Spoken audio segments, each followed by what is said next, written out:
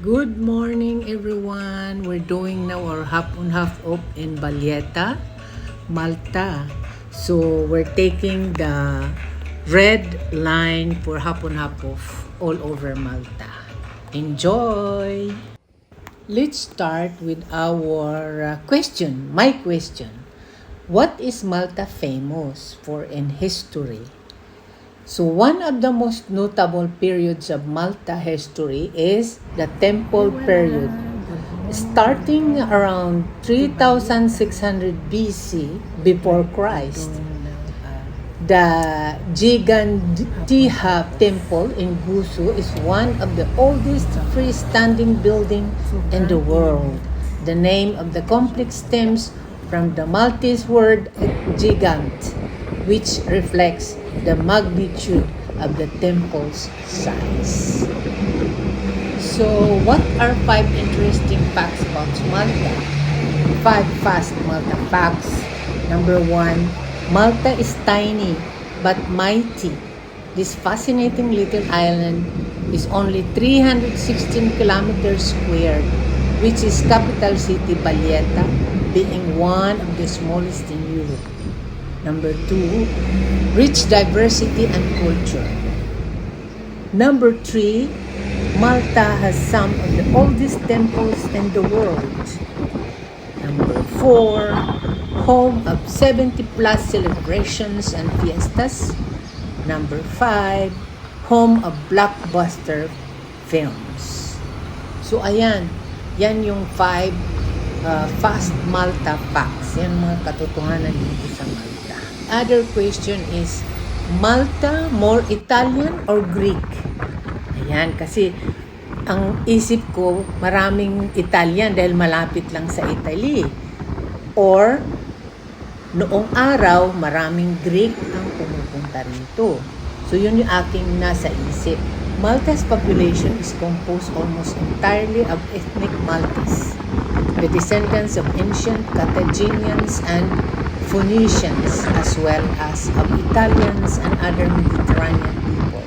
So, kayan, maraming halo-halong tao dito.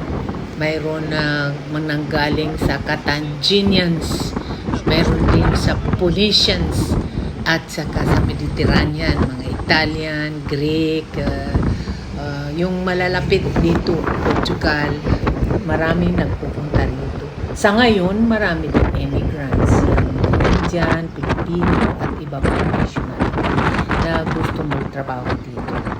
Pero guys, maliit lang itong island na ito.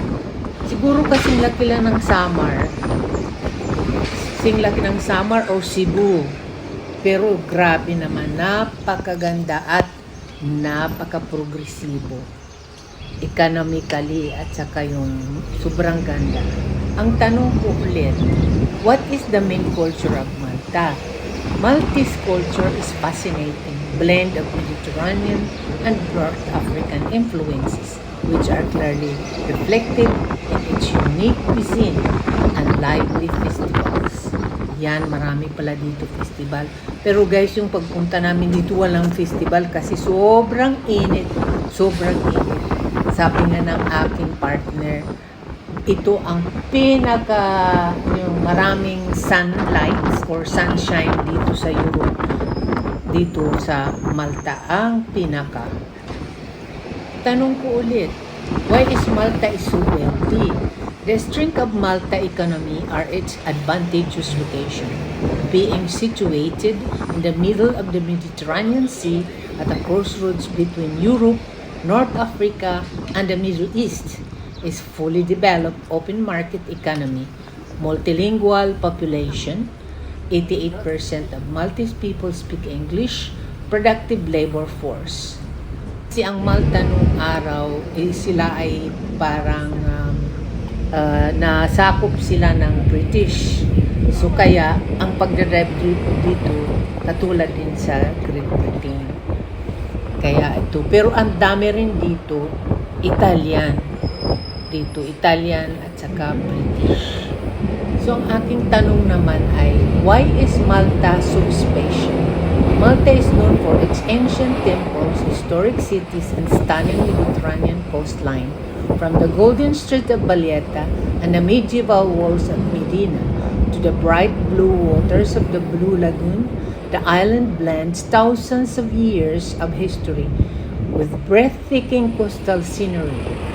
Yan. Yan ang mga historya nila. Question ko, can I wear green in Malta? Bakit green? Bakit? Bakit hindi ba pwede mag-wear ng green? So, can I wear green in Malta? Yun ang aking question. Wearing green is generally acceptable in Malta, including in medical settings such as Malta Medical Center. However, in healthcare environment, it is important to adhere to dress code and uniform policies which may specify specific colors or active for staff. Ayan, para lang pala yun sa ospital. So, syempre, ang Malta ay palibot niya ng tubig kasi isla eh. Ang tanong ko ngayon, what food is Malta known for? So, ano yung popular na foods nila or the most popular foods or famous foods? So, ngayon dito, the most popular foods in Malta include pasticci. Hindi ko yan alam, di ko pa nga natikman yung pasticci na yan eh. Tapos rabbit stew, ayan, may rabbit pala, hindi rin ako makain yan. Lampuki pie, ay naku, hindi ko rin alam yan. Hobbs biscuits and octopus stew. Siyempre maraming seafoods kasi ito yung main ano nila dito sa gitna ng isla eh. Maltese cuisine blend Mediterranean seafood, hearty meat dish, and rich pastries influenced by Italian and North African tradition. Fresh ingredients and bold flavors define food in Malta. So ayan, talagang hindi ako kakain dahil hindi ako sigurado kung ano yan. Baka may rabbit meat siya or whatever. Alam mo naman, never pa ako kumain ng rabbit. So ayan, nakarating na tayo sa south ng Malta. Ang tinatawag na Marsac Clock. Ewan ko kung anong basa nyo dyan, Marsac's Clock. A small traditional fishing village in the southern region of Malta. It has a harbor and is a tourist attraction known for its views, fishing, and history. Ayan, marami nga kaming nakita dito, yan, mga nagtatahi ng fishing net, pagkatapos mga fishing boats. Meron pa ditong flea market on the day na nag-visit kami. So marami ding paninda rito. Pero sobrang ganda ng view dito sa Marsac's Clock, Malta. Pero sandali lang kami dito dahil pipick upin na kami ng bus. Meron pa kaming pupuntahan na mga temple sites. So kunting history. What is the history of Marsac's Clock? Oh my God, ang hirap. Marsac's Clock history, it is said that the first Phoenicians that arrived in Malta landed at Marsac Clock Bay. Today, it has become Malta's second largest commercial port. It was there that the Turkish fleet arrived during the Great Siege of 1565 and also where Napoleon's troops moored during the French invasion of 1798. The name Marsac Clock comes from the Arabic word marsa, which means port, and X-Lock, which is the Maltese word for southeast. The word is related to the name of the dry Sirocco wind that blows from the Sahara, comparable to the equivalent Catalan word salok. Tanong ko, is Marsac Clock worth visiting in Malta? There's much to discover in the colorful village of Marsac Clock. After visiting the famous sites of Valletta and Medina, dive into the depth of Maltese culture and Marsac Clock, a beautiful fishing town in southern Malta that famous for its colorful Luso boats. Pero ayan, ang daming mga maliliit na bangka nga, iba-ibang color. Sobrang ganda. Sobrang ganda talaga ng mga boat nila, iba-ibang kulay. At sa panahon na ito, sobrang init. Sobrang init, guys. Kaya mayroon akong malaking sombrero.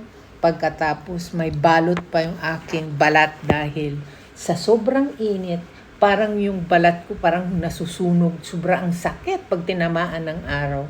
So, kailangan nakabalot tayo ng cotton. Cotton yung ating suot parati dahil sobrang init ng panahon. So, ito naman ang isang question. Is Malta more British or Italian? Malta has close historical and cultural ties to Italy and especially Sicily. And while Maltese and English are its official language, between 62 and 66% of Maltese people speak or have significant knowledge of the Italian language, which had official status from 1530 to 1934. Ayan, dito sa Malta, hindi mahirap kasi you can speak English, kung marunong ka mag-Italian, yan, Italian. Pero naintindihan din nila ang French. Dito sa Malta, ang isa naman tanong ko ay, bakit maraming expat? Why are expats leaving Malta? Ayan, Malta is another huge factor. Malta has jobs, sure, but wage often don't match how expensive life has become, especially if you're renting normally and trying to save at the same time. Mahirap talaga. Kahit saan sulok dito sa Europe, talagang mahal mag-rent at saka malaki nga ang sweldo pero malaki naman yung rental ng bahay. Except na lang kung libre. Ito sa Malta, isa na naman ang aking tanong. Ano ang pinakamagandang town sa Malta?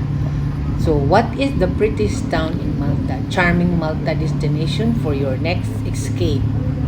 Yan, number 1, Medina, Islima, St. Julian, Melilla, Victoria, Marsacloc, Dingley, Gargur.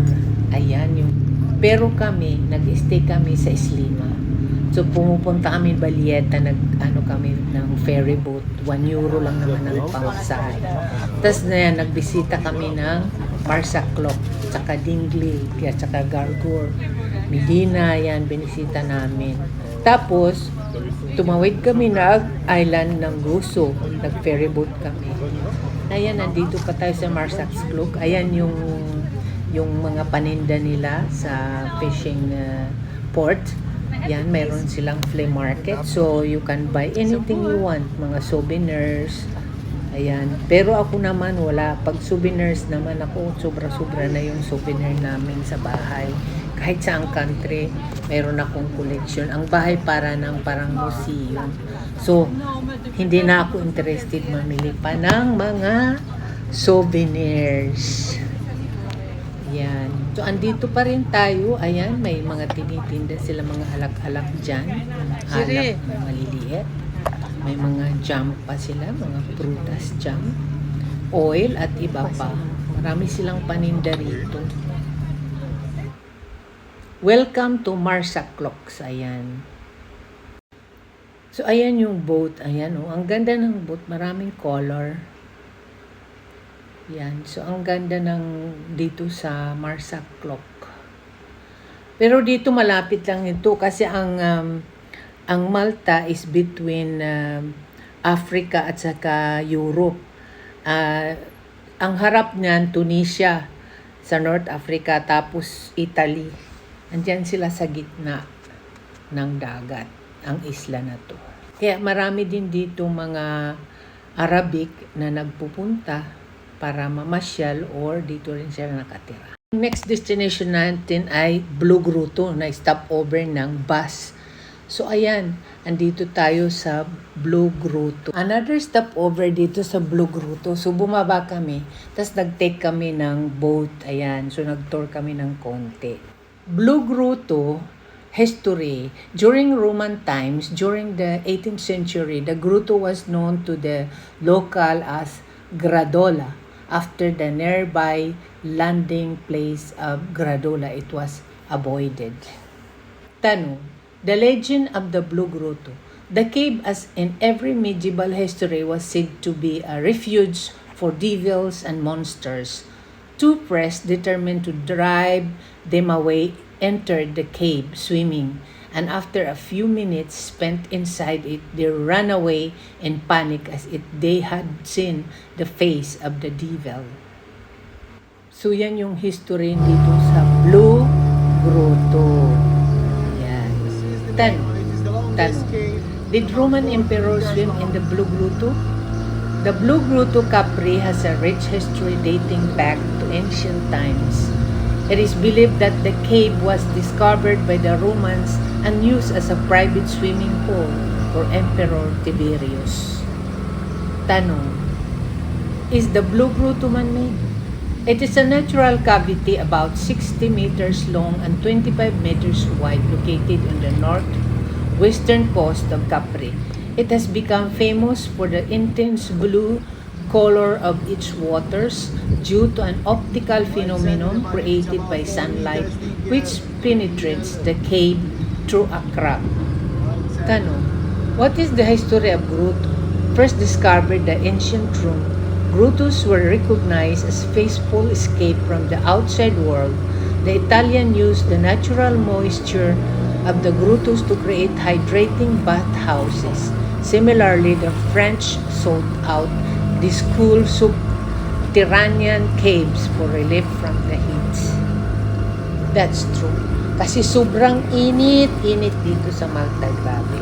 Tanong, why can you swim in the Blue Grotto? The reason are basically two. First is to safeguard the physical safety. Second is to safeguard the integrity of the site, as the place is not controllable.